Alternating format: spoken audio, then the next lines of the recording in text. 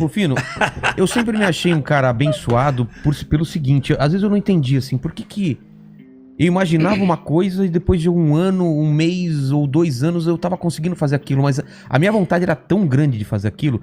Teve um dia que eu coloquei na cabeça que eu ia ser desenhista, ia fazer capa de revista e tal, e um dia eu tava fazendo isso e falei, caramba, e não é que eu consegui mesmo? Aí teve um dia que eu falei, eu quero fazer comédia, e aí eu tava fazendo junto com...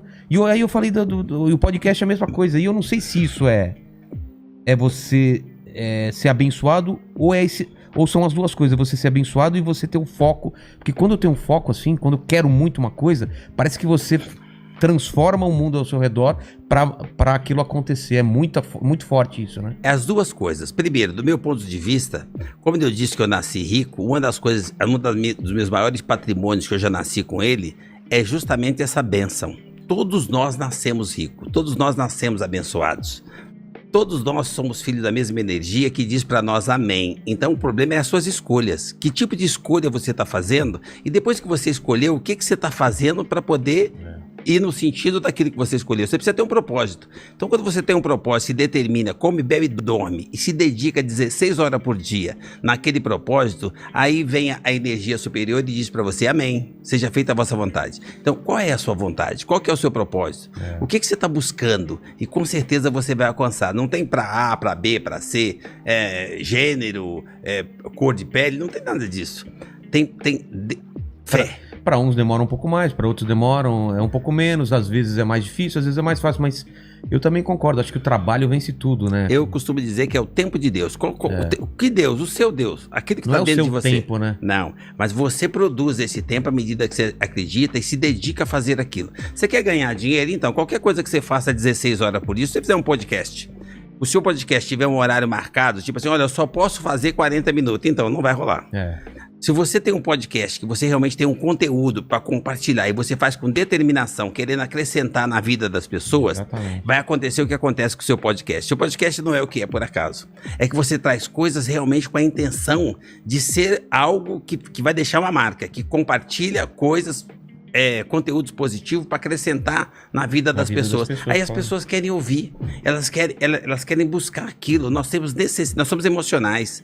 Essa coisa de negatividade, a pandemia, a desgraça, a notícia ruim, esquerda, direita, o problema, você pode, o outro não pode, baixa estima, isso não vai somar. Então, só que o que você traz desse seu podcast faz toda a diferença, porque cada vez que eu ouço o seu podcast, eu percebo que ele acrescenta alguma coisa para muita gente. Então não tem sucesso por acaso. Aí eu percebo que você traz pessoas aqui que ficam aqui horas. Então, porque tem conteúdo. E tem gente esperando esse conteúdo, porque nós precisamos compartilhar os nossos conhecimentos, a nossa vivência, o nosso aprendizado, as histórias. Então, na realidade, é isso. Você faz as escolhas. Você, olha, eu pensei em fazer isso e consegui. Pensei em fazer tal coisa e consegui. Então, mas você não ficou pensando e dormindo até meio-dia. Vou dar um exemplo do lance do desenho. Fui estudar, fui pegar livro, e em todas as... tinha festival de desenho, eu ia lá conversar com os desenhistas, perguntar o que eu fazia, mostrar meus desenhos. Você tem que ir atrás e ficar aquilo. E assim, se as pessoas desenham 3 horas por dia, você vai desenhar 6. Se as pessoas desenham 6, você tem que desenhar 8.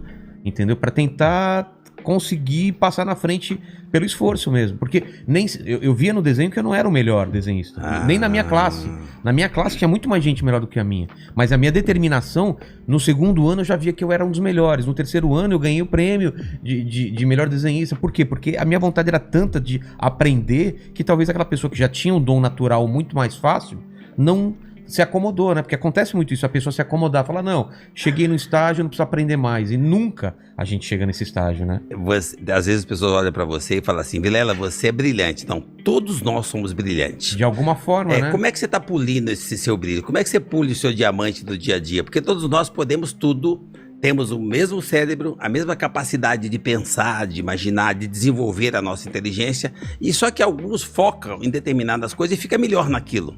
Então, faça a sua escolha e foca, se dedica, come, bebe, dorme aquilo, que você com certeza vai conseguir atingir o seu objetivo. Então, não tem milagre. Eu queria ser importante, queria ser um cara importante, mas com 8 anos de idade. Ah, é? Olha o que eu fiz para ser importante. Você era criança, você pensava em ser o quê?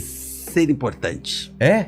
A minha O mãe... que era ser importante pra você? Era... Alguém que cuida, que todo mundo fica em volta e se reverencia, tipo assim, acha você admirável. Entendi. Eu via essa imagem na minha mãe. Minha mãe era essa empreendedora. Ela não sabia ler nem escrever, mas ela pegava resto de feira e dividia com os vizinhos. Ela já cuidava dos vizinhos. Eu achava que aquilo era um poder enorme. Toda a favela se reverenciava a minha mãe. Minha mãe cuidava de todos. E a minha mãe era uma figura que todos os lugares ela era atendida de A a Z, desde da vizinha do lado até o prefeito. O carisma, aquela pessoa poderosa. E eu queria ser poderoso como a minha mãe. Era um exemplo. Ela me fortalecia, conseguia cuidar e conduzir 8 filhos. Caramba. Morando numa favela. E eu queria ter aquele poder que a minha mãe tinha. Quando a minha mãe faleceu, eu tinha 7 anos e meio. E eu falei, como é que eu vou fazer agora para poder deixar o legado que a minha mãe deixou? Porque para mim, minha mãe é imortal. Porque para mim, morre só quem é esquecido. Como a minha mãe não foi esquecida, para mim ela é permanente. É imortal. Mas na época, como foi isso para você? Com 7 anos e meio? Olha, a minha mãe me ensinou uma coisa muito forte, Vilela. Quando o sol entrava na festa do meu barraco de manhã, a minha mãe fazia a gente pôr o joelho e agradecer o privilégio de estar vendo o sol, o direito de mais um dia. Quando ela faleceu, eu estava tão forte nos meus valores que eu entendi que o recado dela era pra gente valorizar o tempo, que o tempo acaba. E eu entendi que o tempo da minha mãe acabou e eu não sofri. Eu só quis dar continuidade ao que ela fazia, que era cuidar das pessoas, ter a importância que ela tinha. Pra eu continuar. Você pegou o propósito dela pra você. Isso. Eu não sabia o significado da palavra propósito, porque eu nem ia na escola. Mas eu entendi que eu queria ter o poder da minha mãe. Olha onde é que eu fui buscar o poder. Eu arrumei um trabalho com 8 anos de idade para ensacar carvão. E com o dinheiro que eu ensacava carvão, eu trabalhava 12 horas por dia, porque minha mãe sempre me ensinou que o dia tem 24 horas. Ninguém precisa mais que 8 para dormir. Então eu sabia que sobrava 16. E eu trabalhava 12 horas ensacando carvão com 8 anos e eu não achava que era exploração, que era trabalho escravo. Eu achava que era a oportunidade de eu ser importante, de eu buscar o meu grau de importância.